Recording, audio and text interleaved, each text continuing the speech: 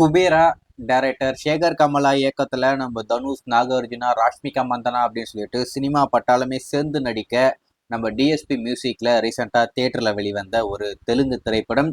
தெலுங்கு படமாவே இருந்தாலும் மற்ற லாங்குவேஜுக்கும் டப் பண்ணி இந்த படத்தை தியேட்டருக்கு கொண்டு வந்தாங்க. அதாவது தமிழ், தெலுங்கு, மலையாளம், கன்னடா, ஹிந்தி அப்படின்னு சொல்லிட்டு மொத்தமா 5 லாங்குவேஜ்ல ஒரு ப்ராப்பரான ஒரு பேன் இண்டியன் திரைப்படமா இந்த படத்தை தியேட்டருக்கு கொண்டு வந்தாங்க.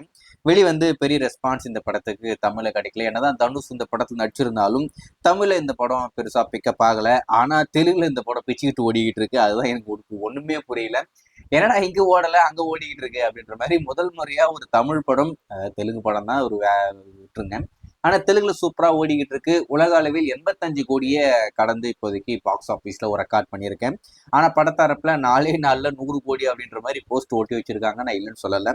ஆனா நமக்கு வந்திருக்கிற தகவலை பொறுத்த வரைக்கும் இன்னும் 100 கோடி ரூபாய் அப்படின்றது இன்னும் கிராஸ் ஆகல. இன்னும் 2 நாள்ல அது கிராஸ் ஆகும். இப்போதைக்கு 85 கோடி கிராஸ் பண்ணிருக்கு அப்படின்ற மாதிரி சொல்றாங்க. இந்த அளவுக்கு ஒரு பெரிய வரவேற்பு பாக்ஸ் ஆபீஸ் கிடைச்சதுக்கு முக்கியமான ஒரு காரணமே தெலுங்கானா, ஆந்திரா மட்டும்தான். அங்க மட்டும்தான் ரொம்ப சூப்பரா ஷோ கவுண்ட் எல்லாமே இன்க்ரீஸ் ஆகிட்டு இருக்கு. அதுதான் ரொம்ப ஷாக்கிங்கா இருக்கு.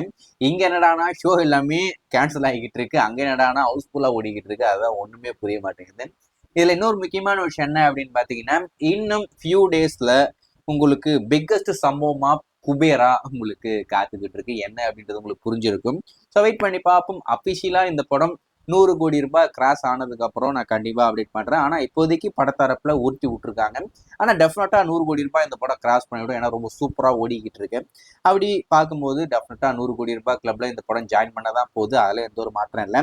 ஆனா இப்போதைக்கு இன்னும் சேரப்போகுது. 85 கோடிய வசூல் வந்து ஒரு மிகப்பெரிய ரெக்கார்ட் பண்ணியிருக்கு. வெயிட் பண்ணி பார்ப்போம்.